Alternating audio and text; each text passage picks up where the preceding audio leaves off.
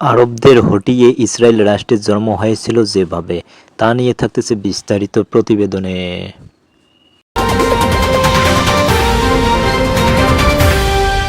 এবারে বিস্তারিত।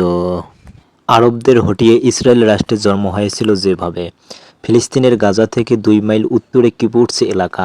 এখানে 1930 দশকের পোল্যান্ড থেকে আসা ইহুদিরা কৃষি খামার গড়ে তুলেছিল। ইহুদিদের পাশেই ছিল ফিলিস্তিনি আরবদের বসবাস। সেখানে আরবদের কৃষি খামার ছিল।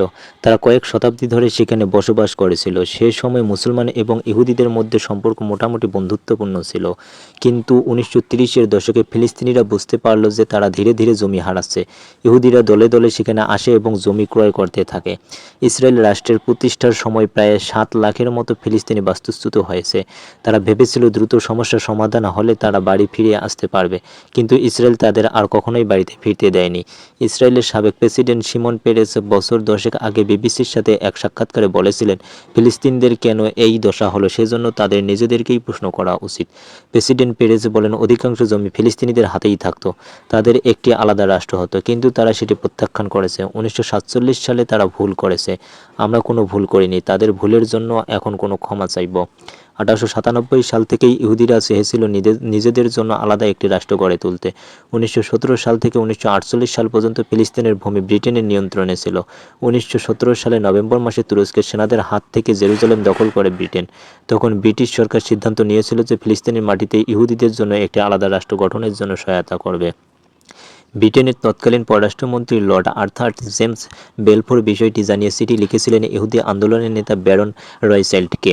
তৎকালীন ব্রিটেনের পররাষ্ট্রমন্ত্রী সে চিঠি বেলফোর ডিক্লারেশন হিসেবে পরিচিত।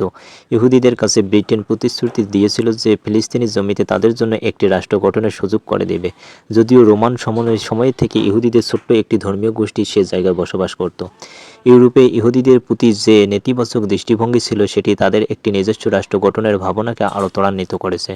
1933 সালের পর থেকে জার্মানির শাসক হিটলার ইহুদিদের মধ্যে কঠোর হতে শুরু করেন।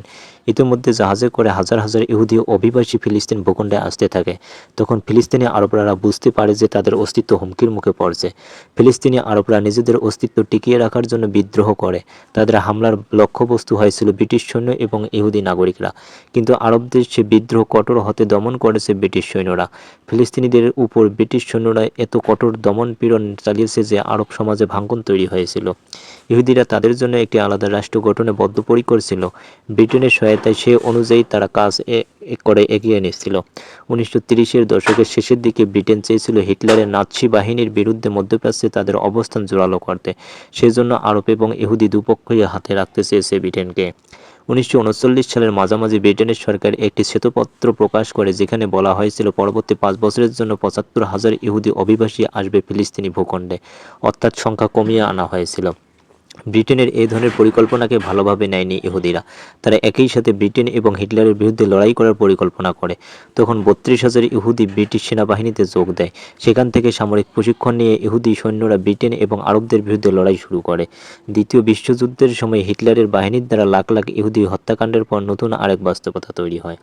1945 সালে দ্বিতীয় বিশ্বযুদ্ধ শেষ হবার পর যেসব ইহুদি বেঁচে ছিলেন তাদের জন্য কী করা যায় সেটি নিয়ে আলোচনা শুরু হয়। তখন ফিলিস্তিনি ভূখণ্ডে ইহুদিদের জন্য একটি আলাদা রাষ্ট্র গঠনের চিন্তা আরও জোরালো হয়। আমেরিকার তৎকালীন প্রেসিডেন্ট হ্যারি ট্রুম্যান ইসরায়েলের রাষ্ট্রের পক্ষে জোরালো অবস্থান তুলে ধরেন। মিস্টার ট্রুম্যান চেয়েছিল হিটলারের হাত থেকে বেঁচে যাওয়া 1 লক্ষ ইহুদিকে অতি দ্রুত ফিলিস্তিনের ভূখণ্ডে জায়গা দেওয়া হোক। কিন্তু ব্রিটেন বুঝতে পারছিল যে এত বিপুল সংখ্যক ইহুদিদের ফিলিস্তিনি ভূখণ্ডে নিয়ে গেলে সেখানে গৃহযুদ্ধ হবে। এই সময়ে ইহুদিদের সশস্ত্র দলগুলো ব্রিটিশ সৈন্যদের উপর ফিলিস্তিনের বিভিন্ন জায়গায় হামলা চালানো শুরু করে। তখন ইউরোপ থেকে ফিলিস্তিনের উদ্দেশ্যে জাহাজ বোঝাই করে আসা হাজার হাজার ইহুদিদের বাধা দেয় ব্রিটিশ বাহিনী, কিন্তু তাতে খুব একটা লাভ হয়নি। ইহুদি সশস্ত্র দলগুলো ব্রিটিশ বাহিনীর উপর তাদের আক্রমণের মাত্রা বাড়িয়ে দেয়। তাদের উদ্দেশ্য ছিল এমন একটি পরিস্থিতি তৈরি করা যাতে ইহুদি রাষ্ট্র গঠনের জন্য ব্রিটেন এবং আন্তর্জাতিক সম্প্রদায় দ্রুত সিদ্ধান্ত নেয়। তখন সমাধানের জন্য ব্রিটেনের উপর চাপ বাড়তে থাকে। এরপর বাধ্য হয়ে ব্রিটেন বিষয়টিকে জাতিসংঘকে জানিয়েছিল। 1947 সালে নভেম্বর মাসে ফিলিস্তিনের ভূখণ্ডে দুটি রাষ্ট্র গঠনের সিদ্ধান্ত নেয় জাতিসংঘ, একটি ইহুদিদের জন্য এবং অন্যটি আরবদের জন্য। ইহুদিরা মোট ভূখণ্ডের 10% মালিক হলেও তাদের দেয়া হয় মোট জমির অর্ধেক, কিন্তু আরবদের জনসংখ্যা এবং জমির মালিকানা ছিল আরবদের দ্বিগুণ। স্বভাবতই আরবরা এই সিদ্ধান্ত মেনে নেয়নি, তারা জাতিসংঘের এই সিদ্ধান্ত খারিজ করে দেয়, কিন্তু ফিলিস্তিনিদের ভূখণ্ডে তখন ইহুদিরা বিজয় উল্লাস শুরু করে দেয়। অবশেষে ইহুদিরা একটি স্বাধীন ভূখণ্ড পেল, কিন্তু আরবরা অনুধাবন করেছিল যে কূটনীতি নিয়ে এই সমস্যা সমাধান হবে না। জাতিসংঘের এই সিদ্ধান্তের পর আরব এবং ইহুদিদের মধ্যে দাঙ্গা শুরু হয়ে যায়। তখন ফিলিস্তিনি ভূখণ্ডে ছেড়ে যাবার জন্য ব্রিটিশ সৈন্যরা দিন গণনা করছিল। তখন বহু ইহুদি সশস্ত্র দলগুলো প্রকাশ্যে আসা শুরু করে। তাদের গোপন অস্ত্র কারখানাও ছিল, কিন্তু ইহুদিদের সবচেয়ে বড় সুবিধা ছিল তাদের বিচক্ষণ নেতৃত্ব। এর বিপরীতে আরবদের কোনো নেতৃত্ব ছিল না। ইহুদিরা বুঝতে পেরেছিল যে নতুন রাষ্ট্র গঠনের পর আরবরা তাদের ছেড়ে কথা বলবে না। সম্ভাব্য যুদ্ধের জন্য আগে থেকেই তৈরি হয়েছিল ইহুদিরা।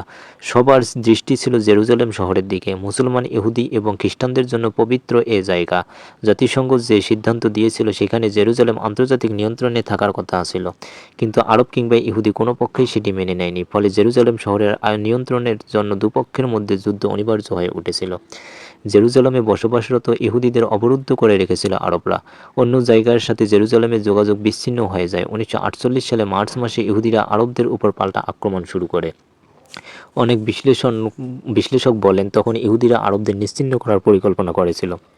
যেহেতু আরবদের মধ্যে কোনো সমন্বয় ছিল না, সেজন্য ইহুদিরা একের পর এক কৌশলগত জায়গা দখল করে নেয়। তখন ফিলিস্তিনের একজন নেতা আল হুসেইন সিরিয়া গিয়েছিলেন অস্ত্র সহায়তার জন্য, কিন্তু সিরিয়ার সরকার ফিলিস্তিনিদের সে সহায়তা দিতে অস্বীকৃতি জানায়। সেখান থেকে ফিরে এসে আল হুসেইন আবারও যুদ্ধে নামেন। এর কয়েকদিন পরেই তিনি নিহত হন। ইহুদিরা যখন তাদের আক্রমণের মাত্রা বাড়িয়ে দিলে 1947 সালে ডিসেম্বর মাস নাগাদ বহু ফিলিস্তিনি আরব তাদের বাড়িঘর ছেড়ে পালিয়ে যায়। ইহুদি সশস্ত্র গ্রুপগুলো নৃশংসতা আরবদের মনে ভয় ধরিয়ে দেয়। অন্যদিকে ফিলিস্তিনি সশস্ত্র দলগুলো ইহুদিদের উপর কয়েকটি আক্রমণ চালায়, কিন্তু ইহুদিদের ক্রমাগত এবং জোরালো হামলার মুখে ভেঙে পড়তে শুরু করে ফিলিস্তিনিরা। তাদের বাড়িঘর ছেড়ে পালিয়ে যায়। অন্যদিকে জর্ডানের বাদশাহ আবদুল্লাহ এবং অন্য আরব দেশগুলোর সরকার তাদের নিজ ভূখণ্ডের ভেতর চাপে পড়ে যায়। সেসব দেশের জনগণ চেয়েছিল যাতে ফিলিস্তিনিদের সহায়তায় তারা এগিয়ে আসে। 1948 সালের 14 মে ফিলিস্তিন ছেড়ে চলে যায় ব্রিটেন। একই দিন তৎকালীন ইহুদি নেতারা ঘোষণা করেন যে সেই দিন রাতেই ইহুদি রাষ্ট্রের জন্ম হবে।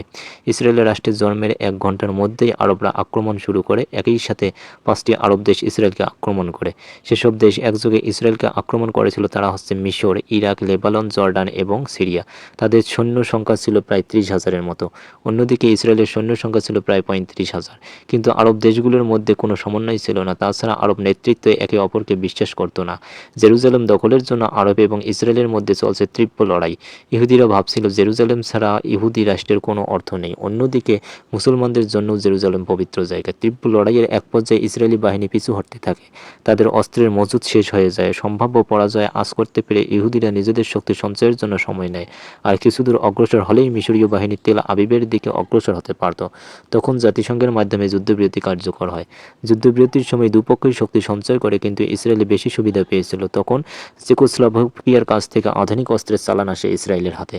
যুদ্ধবিরতি শেষ হলে নতুন করে আরবদের উপর ঝাঁপিয়ে পড়ে ইসরায়েলি বাহিনী। একের পর এক গুরুত্বপূর্ণ জায়গা দখল করে নেয় ইহুদিরা। তেল আবিব এবং জেরুজালেমের উপর তাদের পূর্ণ নিয়ন্ত্রণ প্রতিষ্ঠা করে। জাতিসংঘের মাধ্যমে আরেকটি যুদ্ধ বিরতির মাধ্যমে সে সংঘাত থামে। ইসরায়েলি বাহিনী বুঝতে পারে তারা স্বাধীনতা লাভ করছে ঠিকই, কিন্তু লড়াই এখনও থামেনি। 1947 সালে নভেম্বর মাস থেকে 1949 সালের জানুয়ারি মাস পর্যন্ত 6,000 ইহুদি নিহত হয়েছিল। ইহুদিরা মনে করে তারা যদি যে যুদ্ধে পরাজিত হতো তাহলে আরবরা তাদের নিশ্চিহ্ন করে দিত। ইসরায়েলিরা মনে করে 1947 সালে জাতিসংঘ যেভাবে দুটি দেশের স্বীকৃতি দিয়েছিল সেটি যদি ফিলিস্তিনিরা মেনে নিত তাহলে ফিলিস্তিন এবং ইসরায়েল নামের দুটি দেশ এখন পাশাপাশি শান্তিপূর্ণ অবস্থান করত। আরব দেশগুলোর মধ্যে পারস্পরিক আস্থা না থাকার কারণেই 1948 সালের যুদ্ধে তারা পরাজিত হয়েছে এবং ইসরায়েল দেশটির জন্ম হয়ে সেটি স্থায়ী হতে পেরেছে। অনেক ঐতিহাসিক বিষয়টিকে এভাবেই দেখেন। 1948 সালের পর থেকে সামরিক, রাজনৈতিক এবং অর্থনৈতিক দিক থেকে অতি দ্রুত উন্নতি লাভ করে ইসরায়েল। তারা সুপার পাওয়ার হিসেবে আবির্ভূত হয়।